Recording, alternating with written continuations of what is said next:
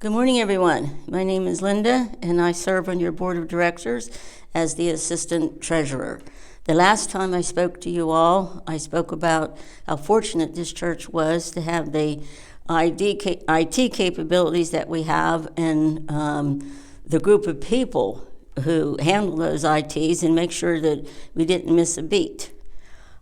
Today, I want to talk to you about kind of a personal journey of mine that brought me to MCC for the second time.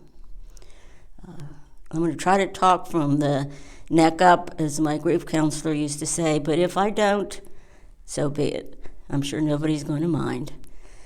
On August 8th of 2001, I was having a conversation with my partner, and the conversation went similar to this.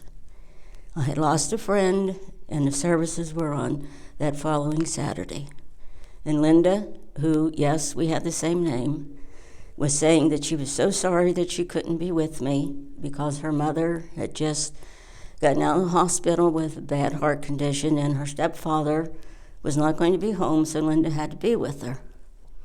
But we spoke a little bit about what Cindy's widow must be feeling, knowing that we had no idea what she was feeling. And Linda said to me, she said, I can't imagine this anymore. I can't imagine my life without you. So I'm going to tell you this. If something happens to you, the only thing I know is I'm going to breathe for you until you can breathe for yourself. We hung up the phone about 6:15, and our last words were, I love you. About 2 minutes after that, I got a phone call from Linda's best friend saying, what's wrong with Linda? I said, oh, absolutely nothing. I just hung up the phone. I said, she's on her way to her mother's because she was going to do some IT work for her tonight on her computer. She said, no, something's wrong with her. Well, I'm going to give you the short version of what happened that night. As I was hanging up the phone, Linda had a massive heart attack. I, of course, did not know it, so by the time we called the rescue squad, and by the time I got there, it was a scene out of a Stephen King movie. There was police. There was a fire truck. There were people. And the rescue squad. Who gave me the news. And I thought when they said she was gone that she had gone to her mother's.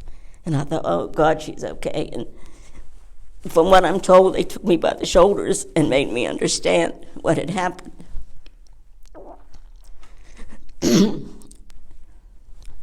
For the next, I don't know how long, I begged to be let in.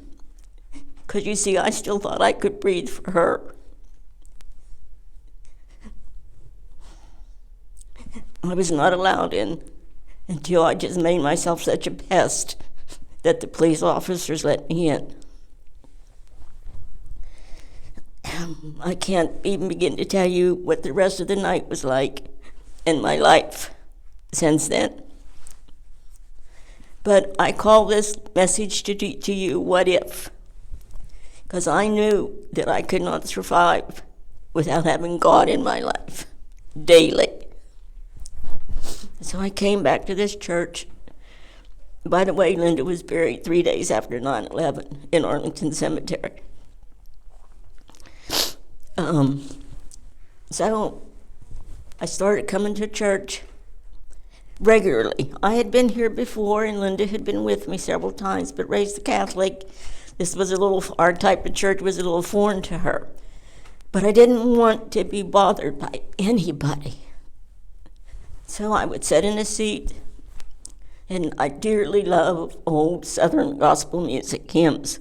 So at that time we had quite a few of those because my soul would get fed with that.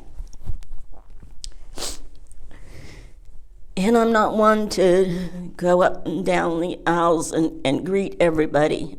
That's just not who I am. But there was a young man by the name of David Curto who I would sit on the end of the seat, he would sit on the end of the other aisle. And he said to me one day, he made a point of always shaking my hands, and he said, you know, You're a lot cuter when you smile. And I wanted to slap him because I thought, you have no idea what's going on inside of me. Anyway, he was persistent. And it got to the point where he would ask me to scoot over and sit with me. So to make a long story short, a friendship ensued. And he asked me one day, Linda, why is your heart so heavy? And I told him. And he said, I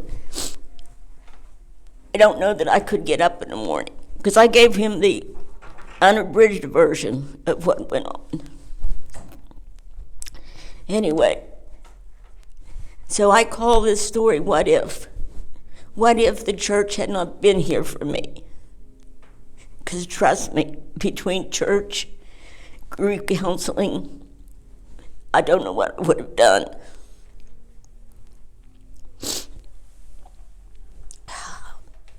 So I share this with you all just to show you how deeply I feel for this church, what it's done for me, and what if?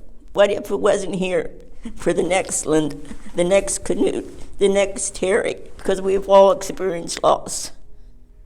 What if it wasn't here? What would we do? So please, everybody, think about that. And I will share one other thing with this. After listening to Tom Malzoni our last couple of days, I urge everybody to make a will because we didn't have one. And I cannot tell you what went on because of that. I mean, I saw a car that Linda and I bought being driven away. I saw so many things that would have just made her just not believe her family. So please do that. And one other thing. I do have a will, and I do not have a legacy giving in it. However, someone that I trust implicitly has instructions to make a donation here. But that will be revised, and there will be legacy giving here, because I don't want anybody to experience loss and not be able to be yourself. I'm going to close by saying thank you for the opportunity to serve on the board, to all those who voted and elected me 3 years ago. This December will be my last meeting as the assistant treasurer. Trust me, I don't do too much. Terry does it all. So anyway, I want to thank you. It's been a privilege. It's been a privilege to serve you, and I do mean serve you. Excuse me, because that's what the board is about, to serve you and nobody else but you. Thank you. Please be healthy, be safe, until hopefully we can meet again soon.